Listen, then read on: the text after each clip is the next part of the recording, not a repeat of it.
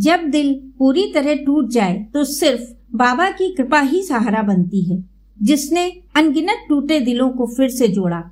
हर दिन कैंची धाम में कुछ अनकही कहानियां जन्म लेती थी, किसी के आंसू, किसी की पुकार और किसी की टूटी उम्मीदें।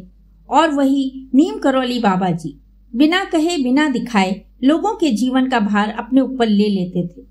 कोई साधारण किसान अपनी टूटी खेती की व्यवस्था लेकर आता तो कोई माँ अपनी बेटी की शादी के सपनों के साथ, कभी एक बहन अपने भाई की गंभीर बीमारी लेकर आती तो कभी कोई बेसहारा केवल उम्मीद के सहारे। बाबा जी किसी से वादा नहीं करते थे, ना कोई घोषणा, ना प्रचार, ना चमत्कार का प्रदर्शन, बस मदद सच्चे भाव से चुपचाप। लोग लौटते थे आंखों में सुकून लेकर, मालूम नहीं कैसे, लेकिन उनका दुख कम हो जाता था। कोई 2 शब्दों में सांत्वना पा लेता तो किसी को अगले ही दिन मदद का कोई रास्ता मिल जाता। लेकिन दुख केवल शरीर का नहीं होता, कुछ दर्द ऐसे होते हैं जो आत्मा तक को हिला देते हैं। किसी का प्रेजेंट छूट गया, किसी का दिल टूटा, किसी ने जीवन से ही भरोसा खो दिया।